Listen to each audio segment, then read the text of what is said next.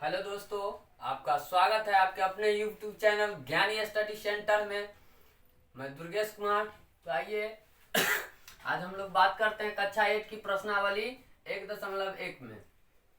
क्या है योज्य प्रतिलोम। योज्य प्रतिलोम जब दो संख्याओं का योग शून्य हो तो वे दोनों संख्या एक दूसरे की योज्य प्रतिलोम होती है। जैसे हम लोग कह सकते हैं कि एक का योज्य प्रतिलोम क्या होगा। एक का योज्य प्रतिलोम तो क्या है फॉर्मूला में, जब दो परिभाषा क्या है, जब दो संख्याओं का योग शून्य हो तो वे दोनों संख्या एक दूसरे की योज्य प्रतिलोम होती है। तो एक का योज्य प्रतिलोम क्या हो जाएगा, -1, क्योंकि जब एक प्लस योग -1 बराबर 1 -1 क्या होता है 0। जब दो संख्याओं का योग जो है वो 0 होगा वही तो इसका योज्य प्रतिलोम होगा। तो एक का योज्य प्रतिलोम 1। उसी प्रकार अगर मान लेते हैं तो 2 का योज्य प्रतिलोम, एक का योज्य प्रतिलोम -1 और 2 का योज्य प्रतिलोम -2 होगा ना। अगर इसी प्रकार अगर 2/3 का योज्य प्रतिलोम तो क्या हो जाएगा -2/3। ठीक है। बात करते हैं व्युत्क्रम अथवा गुणात्मक प्रतिलोम का। जब दो संख्याओं का गुणनफल 1 हो तो वे दोनों संख्या एक दूसरे का व्युत्क्रम अथवा गुणात्मक प्रतिलोम कहलाती है। कहने का मतलब यदि अगर कोई दो संख्या है उसका गुणनफल कितना आना चाहिए 1, जैसे कि 2/3। ठीक है, 2/3 इसमें कितना से गुना करेंगे तो 1 आएगा। तो 3/2 से 3 से 3 गया, 2 से 2 अर्थात 1 आ गया। तो इसको हम लोग ऐसे भी लिख सकते हैं A/B गुने B/A बराबर 1, यानी तो B से B गया, A से A गया। तो क्या दो संख्याओं का गुणनफल जब कितना हो 1 हो तब क्या होगा, तब वो दोनों संख्या एक दूसरे के क्या होंगे गुणात्मक प्रतिलोम कहलाते हैं। ठीक है। अगर मान लेते हैं कि 5/4 का गुणात्मक प्रतिलोम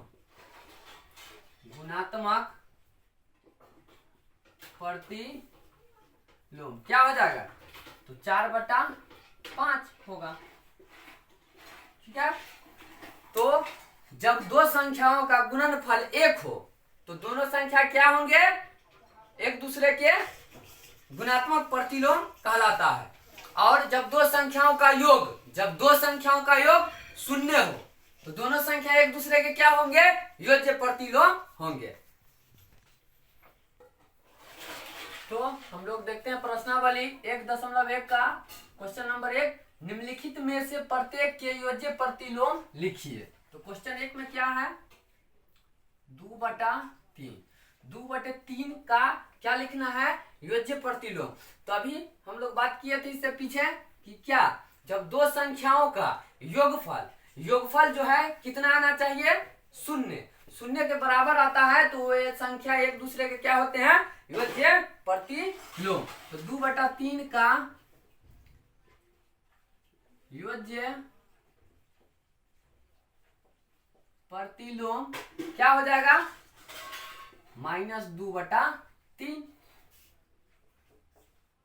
क्योंकि 2/3 और -2/3 को हम लोग ऐड करेंगे तो क्या आ जाएगा 2/3 -2/3, 3 का एलसीएम 3, 2 - 2 बराबर 0/3 क्या आ गया 0।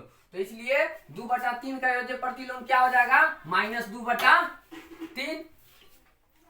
दूसरा में क्या है 25/9 का योज्य प्रतिलोम क्या हो जाएगा -25/9 -25/9। क्वेश्चन नंबर 3 में क्या है -16 का योज्य प्रतिलोम क्या हो जाएगा 16 16 4 नंबर में क्या है, -15/8 का योज्य प्रतिलोम। -15/8 है तो क्या हो जाएगा 15/8। 5 नंबर में क्या है 0, 0 का योज्य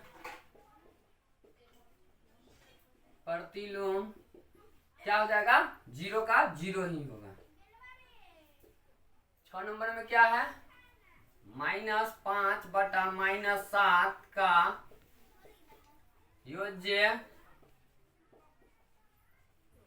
प्रतिलोम क्या हो जाएगा, तो 5/7 ही हो जाएगा, क्योंकि दोनों माइनस है, -5/7 हो जाएगा, सॉरी, क्योंकि दोनों माइनस है, माइनस माइनस कट जाएगा तो क्या है 5/7 प्लस हुआ, तो इसका योज्य प्रतिलोम क्या हो जाएगा -5/7। अब क्या है 13/-5 का योज्य प्रतिलोम क्या हो जाएगा, 13/-5 है यानी 13/5। क्वेश्चन नंबर 8 में क्या है, तो -2/15 का योज्य प्रतिलोम क्या हो जाएगा, -2/15 है तो 2/15। तो आइए बात करते हैं क्वेश्चन नंबर 2 में क्या है, निम्नलिखित सारणी के खाली स्थानों को भरिए। यहाँ संख्या दिया गया हुआ है, नीचे हमको इसका गुणात्मक प्रतिलोम लिखना है। तो गुणात्मक प्रतिलोम का परिभाषा हम बताए थे कि जब दो संख्याओं का गुणनफल कितना होना चाहिए, तो 1 होना चाहिए। दो संख्याओं का गुणनफल कितना होना चाहिए, 1। तो अगर बात करते हैं -13 है, यहाँ -13 में कितना से गुणा करेंगे कि 1 आ जाएगा, तो -1/13 से, 13 से 13 कट गया, माइनस माइनस क्या हो गया प्लस, तो यहाँ पर क्या लिखेंगे -1/13। बात करते हैं 5/4, तो जब 5/4 है, इसमें कितना से गुणा करेंगे तो 1 आ जाएगा, तो 4/5 से, तो यहाँ क्या लिखेंगे 4/5, यानी इसको उलट के लिख देना। जैसे यहाँ पर अब क्या है 4/7, तो इसका गुणात्मक प्रतिलोम क्या हो जाएगा, 4/-7 है तो -7/4। यहाँ पर देखिए 5/8 है, यानी नीचे भी माइनस है ऊपर भी माइनस है, तो ये तो प्लस हुआ 5/8, तो इसका क्या हो जाएगा 8/5। अब यहाँ देखिए -1 है, इसमें कितना से गुणा करेंगे तो 1 आ जाएगा, तो -1 से, तो इसका जो गुणात्मक प्रतिलोम होगा क्या होगा, -1 का -1 ही होगा।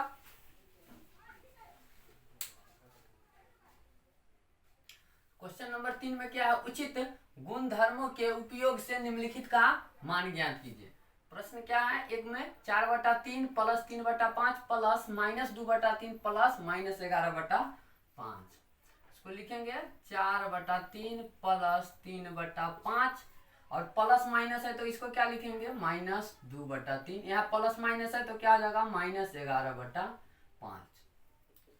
अब हम लोग 3 5 का एलसीएम लेंगे तो कितना आ जाएगा 15, 3 5 15, तो क्या हो जाएगा 5 चौका 20, फिर 5 तिया 15, 3 तिया 9, फिर 3 से 3 5 15, 5 दूना 10, ठीक है, और 5 तिया 15, तो 11 तिया 33। प्लस वाले को एक साथ जोड़ेंगे और माइनस वाले को एक साथ, तो 20 और 9 को जोड़ेंगे कितना हो जाएगा 29, 33 को और 10 को एक साथ जोड़ेंगे -43, बट्टा में क्या 15, 29 में से 43 को घटाएंगे तो क्या आ जाएगा -14/15, हमारा आंसर हो गया। ये बात करते हैं क्वेश्चन नंबर 2 में क्या है कि 2/5 गुने -3/7 -1/6 गुने 3/2 और प्लस 1/14 गुने 2/5। ये बात करते हैं हम लोग, तो 2/5 अब गुना में क्या है माइनस, तो अगर इसको हम गुना करते हैं तो 3 दूना क्या हो जाएगा -6 और बटा 35, माइनस 1/6 गुना क्या है 3/2 प्लस 1/14 है, इसको हम 7 से काट देते हैं, क्या हो गया 1/7 गुना है तो 7 पचे क्या हो जाएगा 1/35। ठीक है, अब इसको भी हम काट सकते हैं 2/6, इसको लिख सकते हैं -6/35 माइनस 1/2 दूना 4 प्लस 1/35। 35 4 का एलसीएम क्या हो जाएगा 35 दूना 4।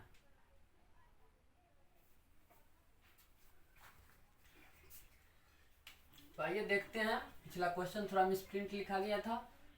2/5 गुना माइनस 3/7, इसको हम क्या करते हैं,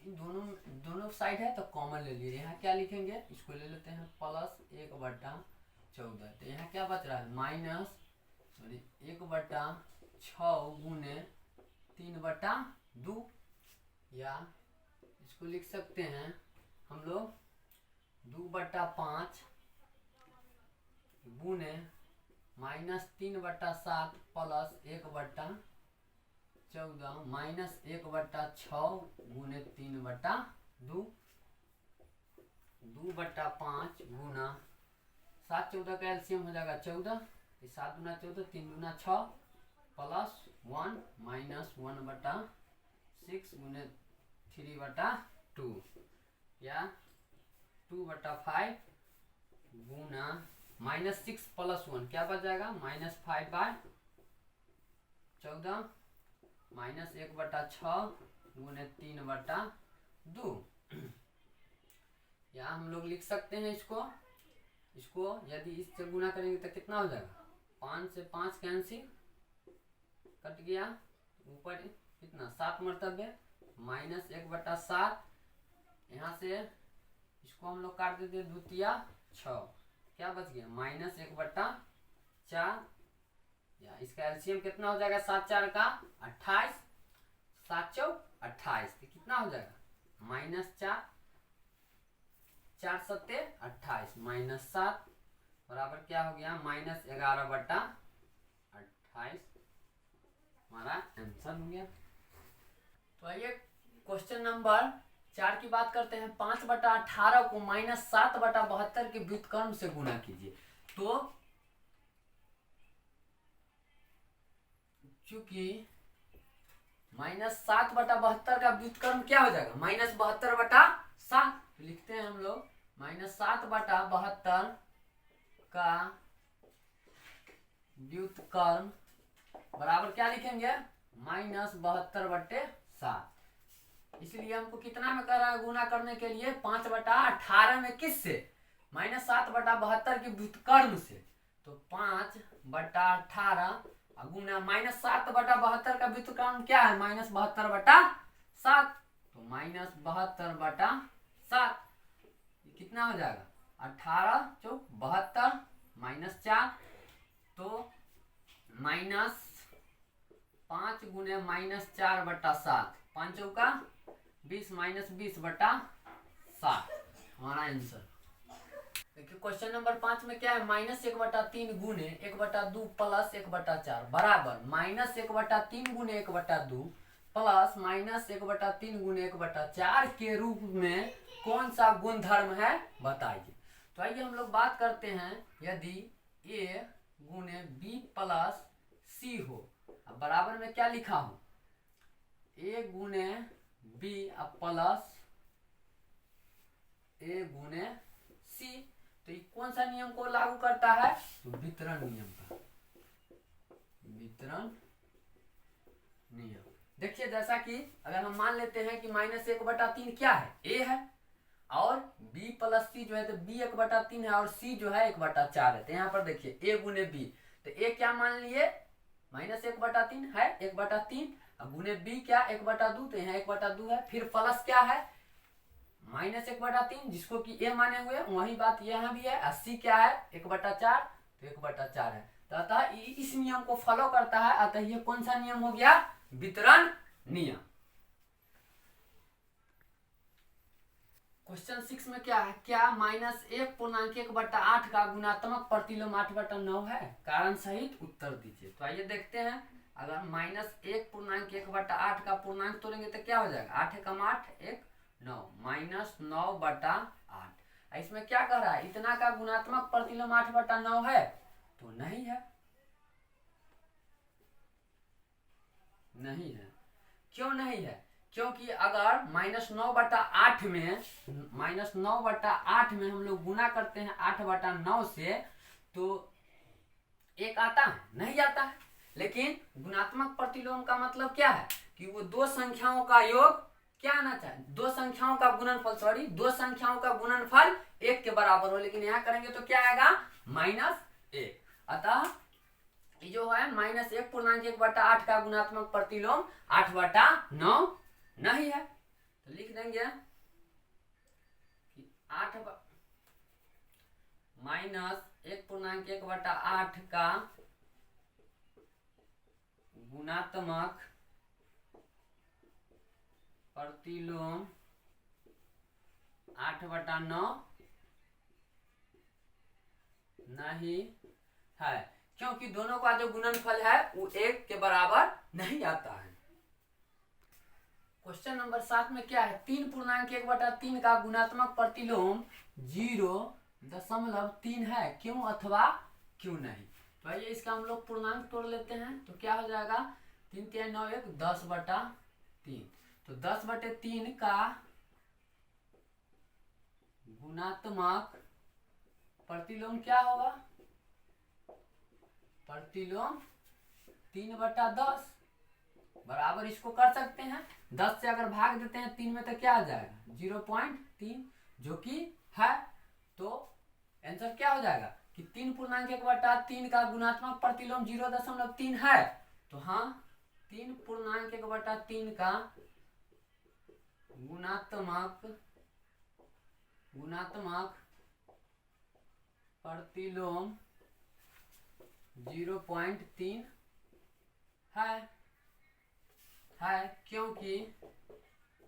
क्योंकि इसका पूर्णांक तोड़े तो 10/3 और इसका गुणात्मक प्रतिलोम 3/10 या 0.3। 10 से 10, 3 से 3 बराबर 1। यानी दो संख्याओं का जो गुणनफल है वो 1 के बराबर है। अतः 3.1/3 का गुणात्मक प्रतिलोम 0.3 होगा। तो आइए देखते हैं क्वेश्चन नंबर 8 में क्या है? निम्नलिखित को वितरण नियम की सहायता से हल कीजिए। तो दोस्तों, मेरा यह वीडियो यदि पसंद आता हो तो लाइक, शेयर एंड सब्सक्राइब करना न भूले। तो आइए देखते हैं वितरण नियम की सहायता से। पहले जान लेते हैं हम लोग कि वितरण नियम होता क्या है। यदि a गुने b प्लस c दिया हो तो वितरण नियम में हम इसको क्या लिखेंगे? a गुने b प्लस क्या लिखेंगे? a गुने c। तो इसी तरीका से इसको लिख सकते हैं। a के जगह पर मान लेते हैं क्या है? -3/4 है। अब b c क्या है? 2/3 b है और c जो है -5/6 है। तो इसको आइए लिखते हैं -3। तो यहाँ क्या? a गुने b, तो -3/4, क्योंकि ये जो दिया हुआ है इसका यही रूप है। अब हमको इस रूप में इसको लिखना है। तो -3/4 और गुने b क्या है? b 2/3 प्लस a गुने c, तो फिर -3/4 गुने c क्या हो जाएगा? -5/6। ठीक है। तो देखिए 3 से 3 कट गया, 2 से 2 दूना 4, तो क्या बच गया? -1/2। इधर देख लेते हैं, प्लस यहाँ माइनस क्या? 3 दूना 6, 5 तो कटेगा नहीं है। माइनस गुने माइनस क्या हो जाएगा? प्लस। तो +5 बटा क्या हो जाएगा? 4 दूना 8। अब 8 का एलसीएम क्या हो जाएगा? 8, 4 दूना 8, तो 4 एकम 4 प्लस 5 क्या हो गया? 9/8। कितना हो गया? 9/8। सॉरी दोस्तों, यहाँ का माइनस ये क्या हो जाएगा, -1/2। तो ये क्या हो जाएगा, -4 + 5। तो -4 और +5 कितना हो जाएगा, 1/8। आइए अब क्वेश्चन नंबर इसका दूसरे का बात करते हैं। तो ए इसमें क्या है, 5/6। बी के जगह पे क्या है, -2/5 और सी के जगह पर 3/10। ठीक है, तो आइए क्या करते हैं, 5/6 अब गुने क्या लिखेंगे, -2/5, फिर प्लस क्या लिखेंगे, 5/6 गुने 3/10। इसको हम लोग काट भी सकते हैं, 2 × 5 = 10, 3 दूना 6, 3 दूना 6। यहाँ से देखते हैं, 2 तिया 6, 5 से 5 यहाँ माइनस है तो -1/3 और प्लस क्या हो जाएगा, 1/4। तो 1 3 4 का एलसीएम 12, 3 चौका 12, -4 प्लस क्या हो जाएगा, 4 तिया 12 तो 3 बराबर -1/12 आंसर। तो दोस्तों हमारा यह वीडियो यदि आपको पसंद लगे तो ज़्यादा से ज़्यादा शेयर एंड सब्सक्राइब। यदि कोई प्रॉब्लम हो तो हमारे कमेंट बॉक्स में कमेंट करें और बेल आइकन को दबाना न भूलें।